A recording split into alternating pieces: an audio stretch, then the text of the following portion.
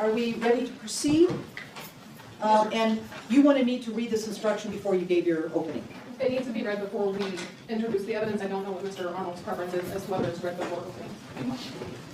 It can be done with your introductory remarks, Your Honor. If you're reading instructions, because it is going to be introduced, like we said, probably off of the first witness. And so we don't want to take the time then to go ahead and, do the Travis instruction. Okay?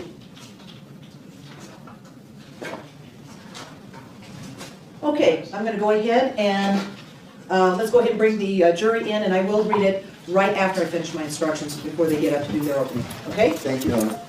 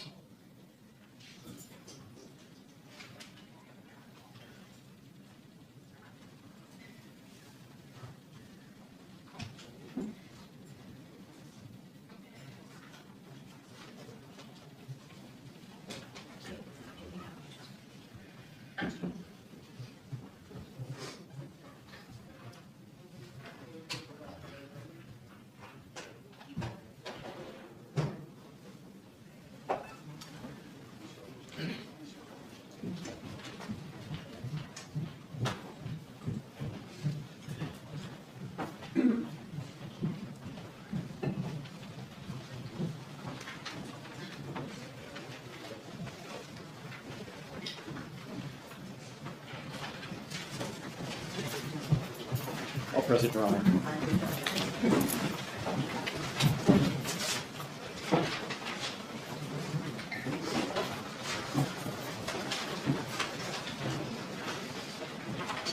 Will counsel please stipulate to the presence of the jury? Yes, sir. Defense Right. does. You may be seated. Guys, at the end of the day,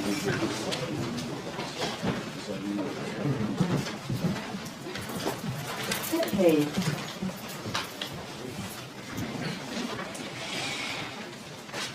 Okay, ladies and gentlemen, you are admonished. No juror may declare to a fellow juror any fact relating to this case as of his or her own knowledge. And if any juror discovers during the trial or after the jury has retired that he, she, or any other juror has personal knowledge of any fact in controversy in this case, he or she shall disclose such situation to me through Officer Black in the absence of the other jurors. This means that if you learn during the course of this trial you were acquainted with the facts of this case or the witnesses and you have not previously told me of this relationship, you must then declare that fact to me. During the course of the trial, the lawyers for both sides are not permitted to converse with members of the jury. These individuals are not being antisocial. They are bound by ethics and the law not to talk to you. To do so might contaminate your verdict. You are admonished additionally, you are not to visit the scene of any of the acts or occurrences made mention of during this trial unless specifically directed to do so by the court. What that also means, when I say no investigations or to visit the scene, I mean you don't just not do it physically. You don't do it by using your handheld devices, your iPads, your phones. You don't Google Earth. You don't do any of those kinds of things. Everything you are going to learn about, you're going to learn about within this courtroom.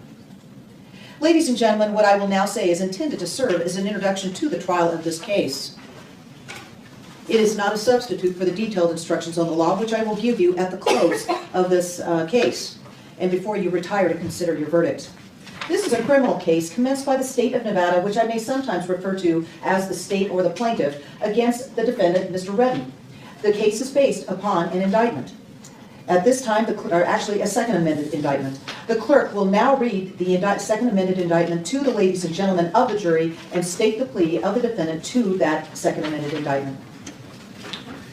District Court, Clark County, Nevada, the State of Nevada Plaintiff versus Deobra Redden, Defendant, case number C24380-558-1, Department 22, Second Amended Indictment, State of Nevada, County of Clark, the defendant above named, Deobra Redden, accused by the Clark County Grand Jury of the crime of attempt murder, victim 60 years of age or older, committed at and within the County of Clark, State of Nevada, on or about the 3rd day of January 2024 as follows. Count 1, attempt murder, victim 60 years of age or older, did willfully, unlawfully, feloniously, and with malice aforethought attempt to kill Judge Mary Kay Holthus, who is 60 years of age or older, to wit, during rendition of sentence, and once he knew she was about to sentence him to prison, did leap over defense counsel table into the well of the courtroom, thereafter rushing towards the judicial bench and jumping over it Superman style directly into Judge Mary Kay Holthus's judicial space, landing directly on top of her and immediately attacking Judge Mary Kay Holthus by grabbing her, pulling her hair, placing his hands around her throat, and or hitting her on the head by manner and means unknown. Dated this 3rd day of September 2024, Stephen B. Wolfson, Clark County District Attorney, by Elizabeth Mercer, Chief Deputy District Attorney, to which the defendant has pled not guilty to. Please understand that the second amended indictment is simply a charge, and it is not in any sense evidence of the allegations it contains. The defendant has pled not guilty to the second amended indictment. The state, therefore, has the burden of proving each of the essential elements of the indictment beyond a reasonable doubt. As the defendant sits there now, he is not guilty. The purpose of this trial is to determine whether the state will meet that burden. The trial will proceed in the following order. 1, the parties have the opportunity to make opening statements. What is said in opening statement is not evidence. The statements simply serve the purpose of an introduction to the evidence which the party making the statement intends to produce. 2, the state will introduce evidence in support of the indictment. This is called the plaintiff's or the state's case in chief. After the state presents evidence, the defendant may present evidence, but is not obligated to do so. This is the defendant's case in chief. If the defendant presents evidence, the state may present rebuttal evidence. 5, if the state presents rebuttal evidence, the defendant may present surrebuttal evidence. 6, after the evidence, I will instruct you on the applicable law. You must not be concerned with the wisdom of any rule of law stated in these instructions or in the instructions which I will read to you after the evidence, regardless of any opinion you may have as to what the law ought to be. It would be a violation of your oath to base a verdict upon any other view of the law than that given you by me. 7, after the instructions on the law are read to you, each party has the opportunity to present closing argument in support of their case. What is said in closing argument is not evidence, just as what is said in opening statements is not evidence. The arguments are designed to present to you the contentions of the parties as to what the evidence has shown and what inferences may be drawn from the evidence. Your purpose as jurors is to find and determine the facts. Under our system of criminal procedure, you are the sole judge of the facts. You determine the facts from the testimony you hear and the other evidence, including exhibits introduced in court. It is up to you to determine the inferences which you feel may be properly drawn from the evidence.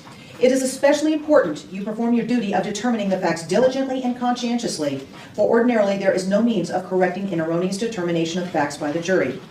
The parties may sometimes present objections to some of the testimony or other evidence.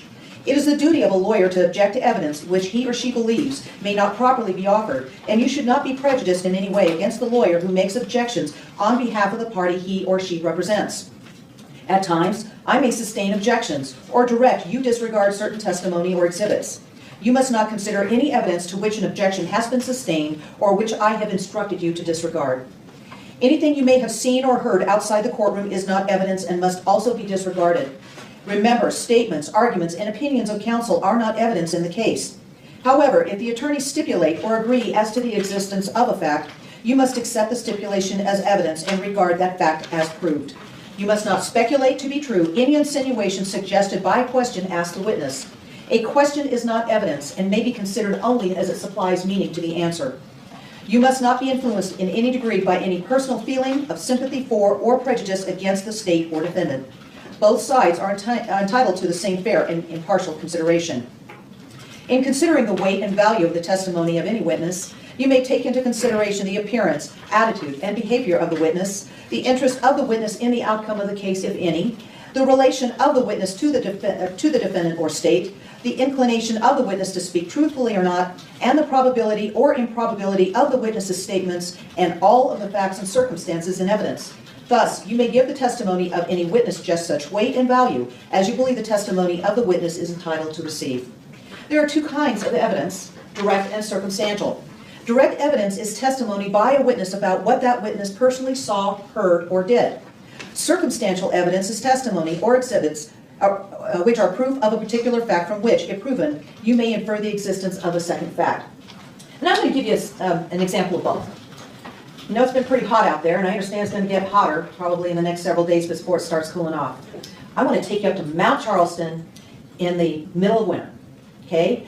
I'm going to take you up there in the evening, and it has just snowed, and you see this beautiful blanket of undisturbed snow. Now, it's pretty well lit because we've got a full moon up there. So you've got the full moon, you've got this beautiful blanket of undisturbed snow among the trees, and as you're looking at the scene, you happen to see a bunny hop through the snow.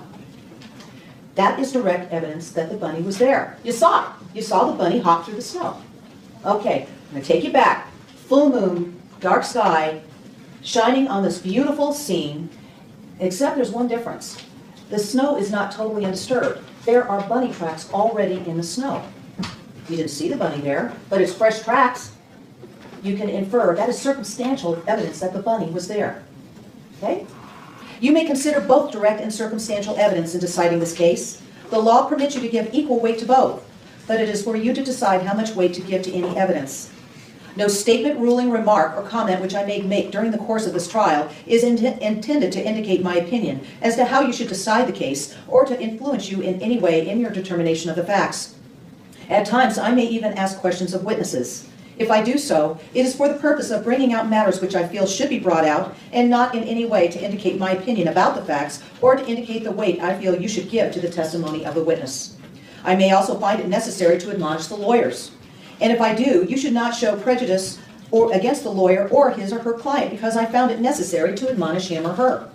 Until this case is submitted to you, you must not discuss it with anyone, even with your fellow jurors. After it is submitted to you, you must discuss it only in the jury room with your fellow jurors.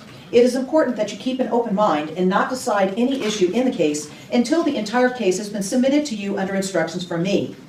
If you cannot hear a witness, please raise your hand as an indication. I might note we do have earmuffs that can amplify the sound if you are having problems hearing.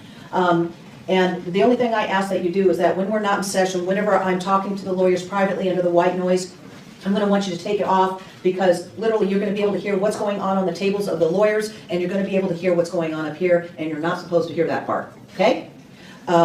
Also, I plan to have regular bathroom breaks about every hour and a half or so. I try and peg it so I'm not interrupting witnesses or so forth, but sometimes I may do that. So I'll time it to be right in the middle of the session. But I do appreciate nature calls sometimes, and you just really, really got to go. Just raise your hand as an indication, and we'll go ahead and take a break right there.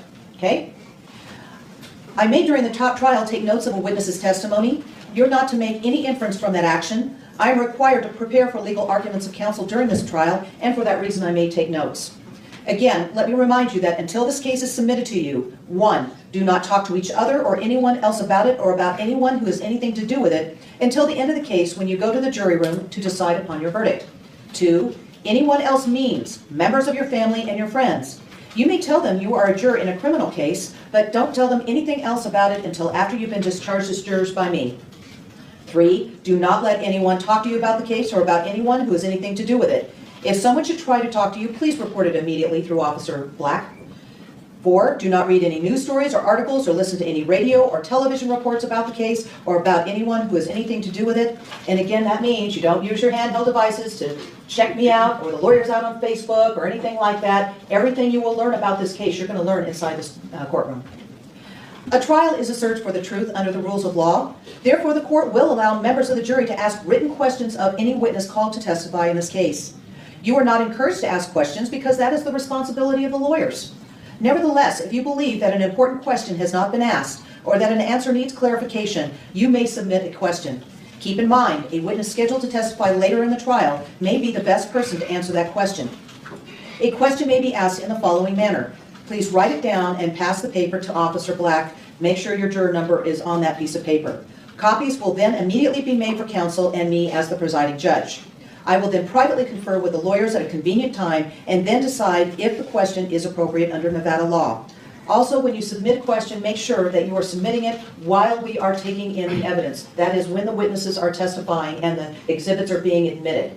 If you start asking the questions during opening statement, we can't help you there. And most certainly during closing argument, we will not be able to open up the evidence to have that question answered.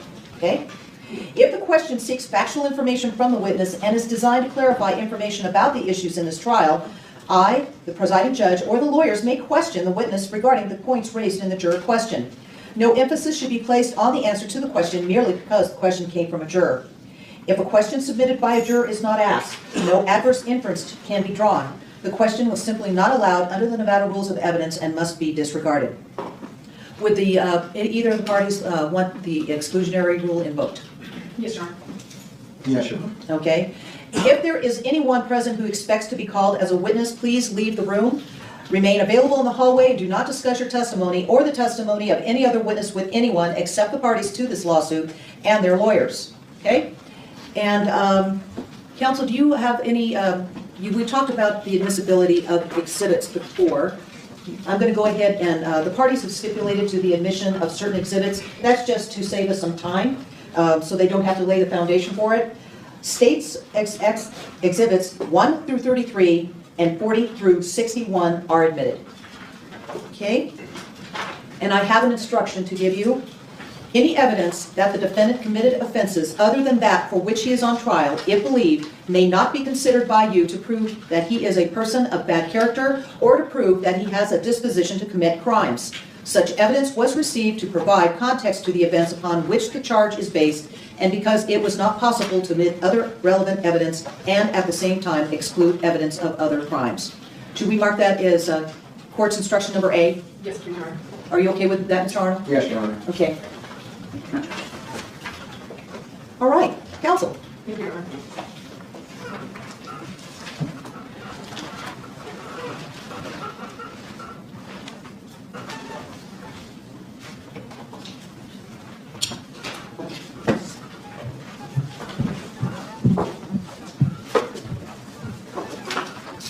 Do you have the microphone on? I'm about to turn it on right now. Okay, thank you.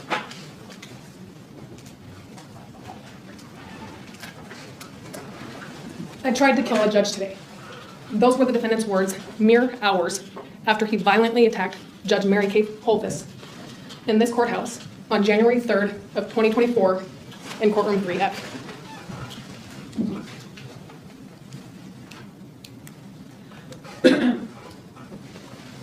In accordance with the laws of the state of Nevada.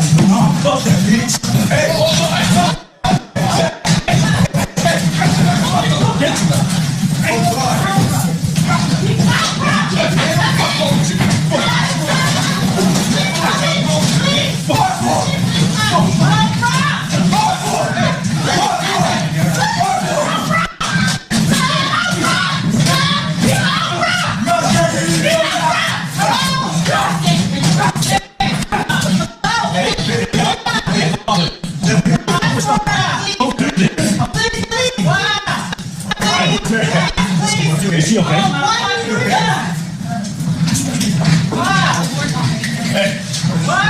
Hey, radio somebody? Fucking radio somebody! We're all here today because of that attack. Judge Mary Kay Holthus is here today because of the bravery and intervention of 6 men. Her law clerk, Michael Lasso, Correctional Officer Joseph Cabralda, Chief Deputy District Attorney Jory Scarborough, Chief Deputy District Attorney Richard Scow, Marshal Shane Brandon, the Court Marshal in Department 18, where this event occurred, and Marshal Ben Bachhuer, who is the Court Marshal in the courtroom next door. On the date of this incident, Judge Mary Kay Holthus was 62 years of age. She had been a judge since 2019. She had a mixed caseload, which meant she heard both civil matters and criminal matters. January 3rd of 2024 was a Wednesday, which meant it was a criminal calendar day. In anticipation of her calendar, she went through her calendar before the calendar actually occurred. Mr. Redden's case was obviously on calendar that day. She reviewed the relevant information pertinent to Mr. Redden's matter, which was on calendar for a motion to quash bench warrant and rendition of sentence, meaning he was supposed to be sentenced in front of her. The information she reviewed consisted of his pre-sentence investigation report. That report provides her important background information about Mr. Redden, but also the facts of the underlying offense. She made some preliminary notes. There was nothing particularly unique about Mr. Redden's case. Then her criminal calendar occurs. When Mr. Redden's case gets called, it's approximately 11:10 in the morning. A little more than halfway through her calendar, which began at 9:30 a.m. When the case gets called, initially, everything is going normal. You'll hear that typically with criminal sentencing, the state gets to argue first, then a defendant is free to make a statement if he wishes to. In this case, Mr. Redden did. He argued for probation. He presented the court with information that he believed mitigated against a term of incarceration. After Mr. Redden was done, his defense attorney, Cesar Almasi, also made an argument to the court, seeking probation on his behalf. After Mr. Almasi was done, but prior to Judge Mary Kay Holthus having the opportunity to impose the sentence that she believed was appropriate, she made a comment, and that comment was interpreted by many people in the courtroom, including Mr. Redden, as indicating that he was not going to receive probation. After that comment was made, and before she imposed the sentence, Mr. Redden jumped over defense counsel's table, which was approximately 2.5 feet tall and 3 feet deep. He then bolted towards Judge Mary Kay Holthus' judicial bench. As you can see from this picture, the courtroom is set up differently from how this courtroom is set up. There's only one entrance and exit to the judicial bench in that courtroom. He then launched himself 4 feet, more than 4 feet, in the air and tackled Judge Mary Kay Holthus like she was a football player. He then, once was over the bench and made contact with her, pulled her by the hair as hard as he could and yanked her to the ground like she was a rag doll.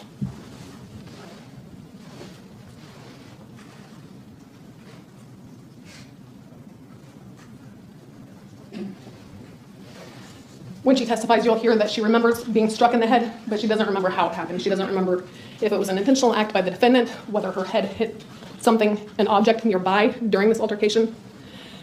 But she remembers being jolted and frightened. She was trapped. This is the judicial bench in that courtroom. That entrance is the only entrance to or from where she sits when she presides over her counter. And the altercation that you saw in the first clip happened right there. She had nowhere to go. She was terrified. She knew that she was no match for his physical strength. So she hid. She hid as far away from Mr. Redden as she possibly could. She crawled into the corner of that bench and waited there until the entire thing was over. When you watch the full video, you'll see that it took approximately 3 to 4 minutes before Mr. Redden was moved from that location. She was so shaken up, you'll hear, that initially she tried to climb that wall that you see in the picture and exit her courtroom where her court clerk sits. That's not an exit. But she did not want to be near Mr. Redden, and Mr. Redden was still in the entrance when he was eventually apprehended. Michael Lasso was the first person to intervene on her behalf because he was situated closest. Michael Lasso is her law clerk. He's been her law clerk for several months now. He'll tell you about what his job duties are as a law clerk. But more than a law clerk, he is also a close family friend of the Holthuses. He has known Judge Mary Kay Holthus his entire life. He was not supposed to be at work that day. Fortunately, he changed his mind and decided to go in. He will tell you that among his many job duties as his law clerk, or as her law clerk, is he sits next to her during the calendars in case something comes up that she needs help with. Thankfully, on this day, he was situated exactly where he needed to be, to her left in that courtroom, as she presided over criminal matters. He was answering emails, performing work, and also paying attention to what was occurring on the calendar. He first realized that something was amiss when Judge Holthus made a comment and her marshal moved closer to Mr. Redden. You will hear that when her court marshal moves closer to a defendant who appears out of custody for sentencing, that generally means that defendant is about to be remanded into custody.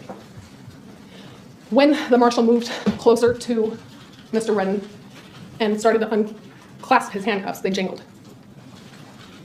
And then he remembers seeing Mr. Redden bolt over defense counsel's table and across the courtroom. Initially, he believed that perhaps Mr. Redden was trying to exit out of one of these rear exits in the courtroom that staff use. But it became apparent to him pretty quickly that his intended target was Judge Mary Kay Holthus. And when you watch the video, you'll see the surprise, the shock in his eyes as he's watching this occur. He remembers Mr. Redden launching himself directly at Judge Holthus and knocking her out of her chair with such force that her head hit the tile wall behind the bench.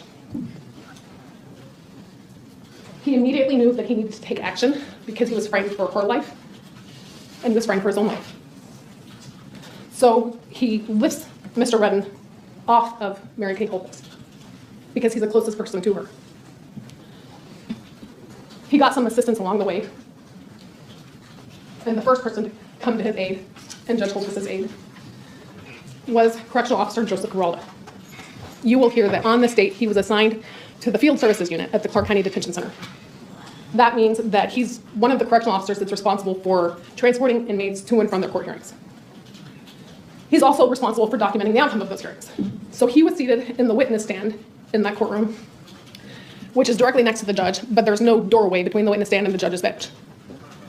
So when he saw the defendant go for Judge Mary Kay Holthus and tackle her, he had to climb over that wall to get to the point where he could assist.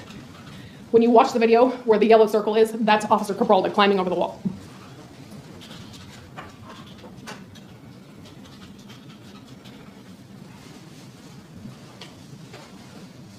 At this time, Officer Geraldo was the only correctional officer remaining in the courtroom because other correctional officers had just done what they call a download, which means moving defendants who were already done with their cases back to the detention center.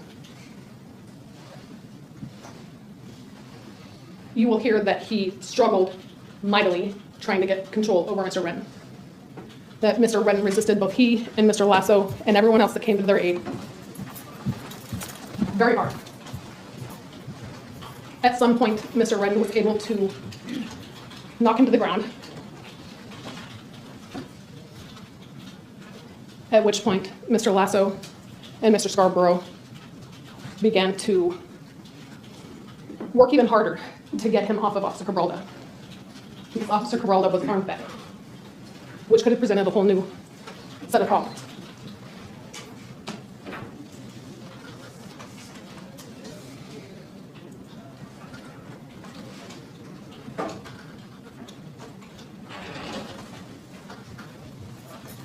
Mr. Redden continued to resist, which is why you see Officer Geraldo and Officer Lasso striking him over and over again, because they needed to get him to comply, and he was not getting it. He was still struggling to get away from them, struggling to get back to Judge Holthus. Eventually, they do get him under control, and Officer Geraldo actually uses one of Marshal Shane Brandon's, well, his actual set of handcuffs. He gets one cuff on Mr. Redden, but Mr. Redden's still resisting, so it takes an additional marshal before they can actually get him into both arms into the cuffs. Chief Deputy District Attorney Jory Scarborough was in the courtroom that day because he had another matter that was on calendar, not Mr. Redden's case. He's assigned to a specialty unit at the Clark County DA's office, the gun crimes unit, and you'll hear that as a specialty team deputy, he makes multiple court appearances in a day, oftentimes. So he arrived at Judge Holthus's department at around 10 a.m., and he was still present, waiting for his case to be called when this broke out. Again, he was partially paying attention, partially not, but he got the gist that Mr. Redden's case was on for sentencing. The state wanted prison time. Mr. Redden wanted probation. And then he figured out that Judge Holthus was not going to give him probation. He remembers, like Mr. Lasso, watching Marshal Shane Brandon move closer to the defendant. He looks down to do something else. And when he looks up, he sees that the defendant has already cleared defense counsel's table and is running full speed and hurling himself at Judge Mary Kay Holthus. Like Mr. Lasso and Officer Geraldo, he immediately knew that he needed to assist. So he went around the witness stand, climbed over the same wall that Officer Geraldo climbed over, and tried to wrap his elbow around Mr. Redden's neck to gain compliance. It obviously didn't work initially. He'll tell you that Mr. Redden was elbowing him repeatedly and trying to buck him off so that he could get back to Judge Holthus. But with the assistance of Chief Deputy Richard Scow and the other people who I've already mentioned, they were ultimately able to get him to comply. You will hear from both Michael Lasso and Jory Scarborough that once Mr. Redden was under control, their first thought was to check on Judge Holthus.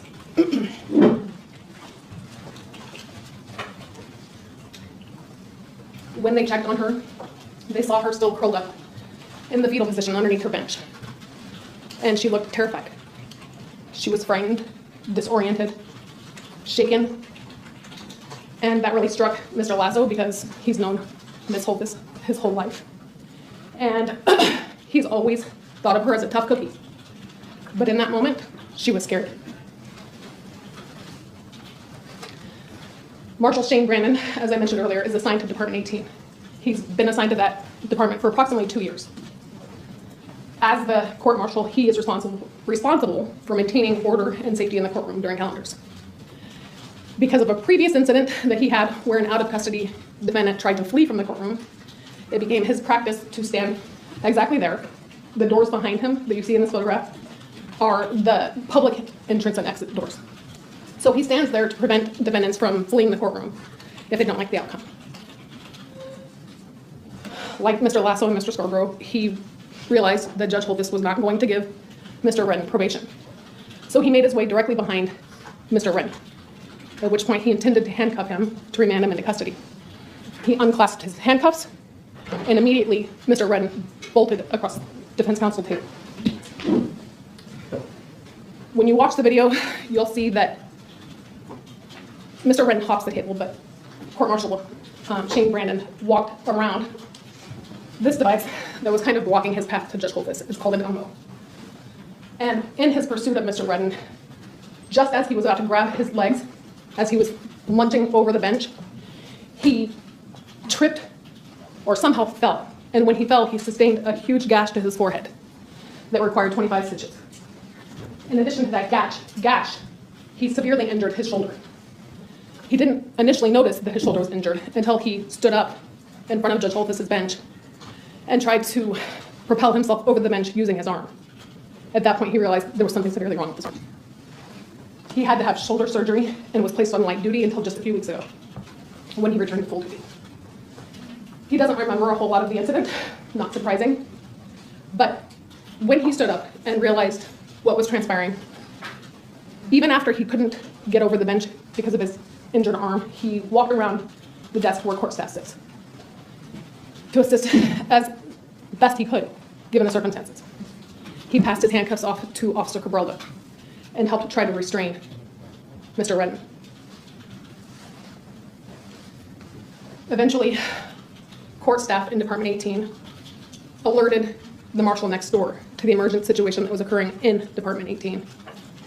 He is the court marshal assigned to courtroom 3E, which is directly to the left of Department 3F, which is where Judge Holthus's courtroom is.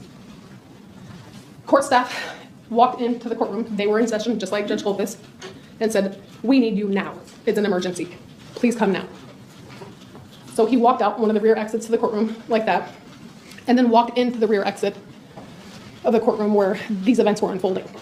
When he walked in, his entrance into the judge's bench area was blocked because her chair, the law clerk's chair, had all kind of piled up right there. He moved them, and when he got to Mr. Redden had one handcuff in the cuffs and one still loose. He was still resisting very hard, and they were struggling to get the cuffs on him. So he took control of the loose arm so that the other individuals could get him in handcuffs. Once the defendant, Mr. Redden, finally calmed down to the point where they felt comfortable relocating him, he was taken to the holding cell just to the side of where the court staff sits. And once he was in the holding cell, Marshal Bachhuber and the other marshals that were down there at this point did what they needed to do to document what had occurred in the courtroom.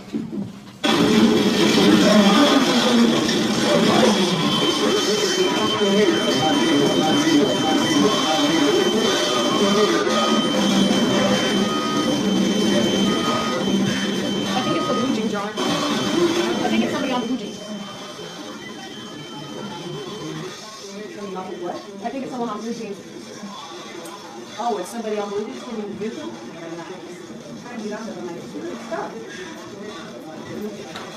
Oh, God, what? What? Somebody put some inappropriate video on there. It was inappropriate. Okay, we may not be doing blue jeans or Zoom during the hearing, if that's going to happen. Yeah. Okay, I'm sorry, counsel. It's okay. And I'm sorry, this has never happened. At least not while I've been on the bench. It was the first time for everything. Anyways, going back to where I was, Mr. Redden sat in the holding cell outside of the courtroom for approximately an hour or so before Marshal Bachhuber, Marshal Rawlinson, and their lieutenant escorted him to the Clark County Detention Center. You'll hear that it's the court marshal's responsibility to book an out-of-custody inmate who was remanded into custody, which is why they had to do it. So they walked him over to the Clark County Detention Center, where he began the booking process. You will hear from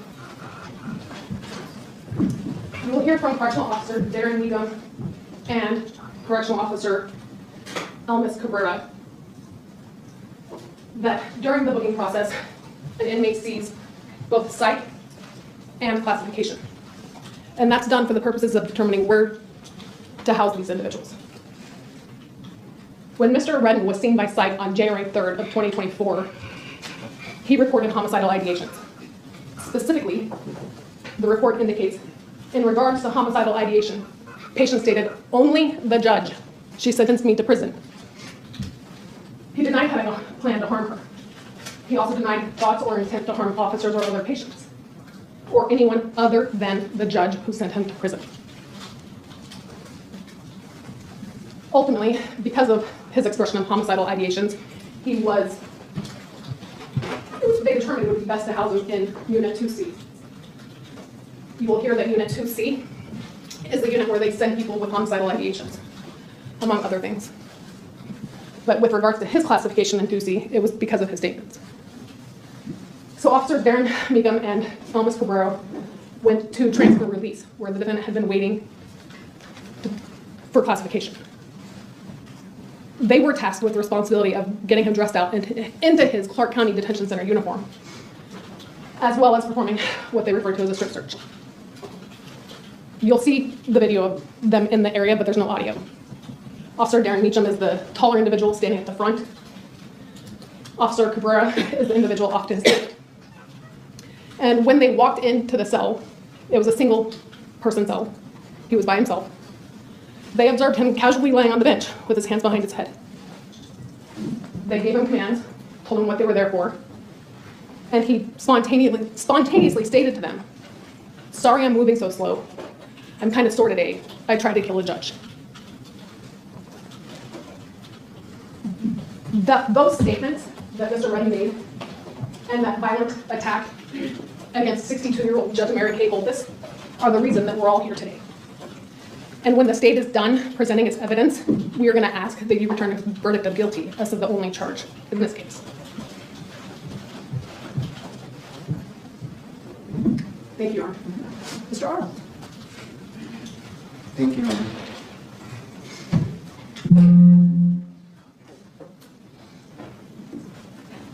Do you want me to get back on Zoom or now? Not right now. I want to make sure his presentation is unobstructed. Okay. We're good. May it please the court, counsel, ladies and gentlemen of the jury, thank you for your time and attention. 3.7 seconds. 3.7 seconds. That was when the officer unclaps the handcuffs. My client heard it, turned and looked at him, and made a move for the bench. This all occurred in 3.7 seconds.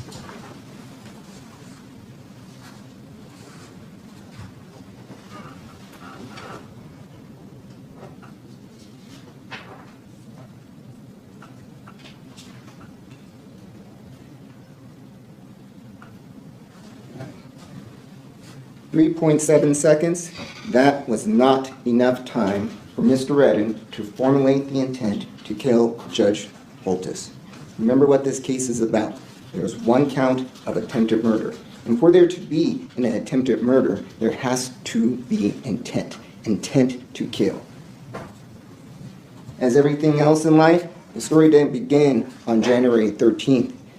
This story actually occurred on April 13th, 2023. This is when Mr. Redden was first arrested for what brought him in front of Judge Holthus. And basically, Mr. Redden was arrested for swinging a metal baseball bat at his brother-in-law. What was he charged with? He was charged with assault with a deadly weapon.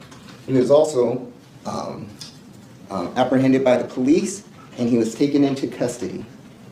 When you're taken into custody, you're supposed to, within 48 hours, stand before a magistrate so they can decide the question of bail or not. Mr. Redden, on April 13th, told the officers that had him in custody that he refused to be transported. So he was just going to stay in custody without these charges being read to him. following week, they waited some time, continued the matter. On April 20th, 2023, Mr. Redden, he failed to leave his jail cell again, and he says that he wasn't coming to the hearing. They had to continue the hearing. Again, on April 25th, Mr. Redden refused to be transported to the heading.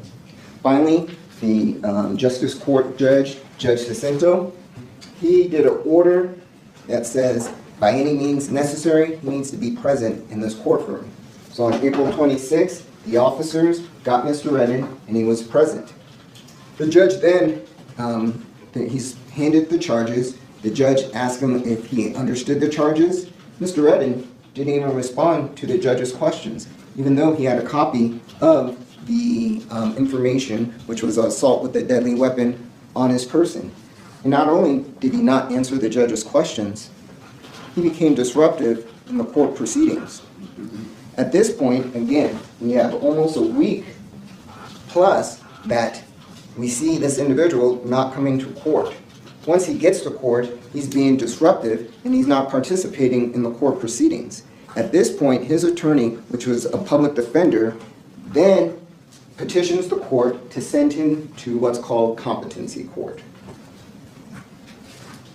Competency court is a whole nother courtroom here in our building. And competency court is for people that do not understand the legal proceedings, are unable to assist their attorneys in their defense, or number 3, appear to have some kind of mental condition that prohibits them from acting properly in court.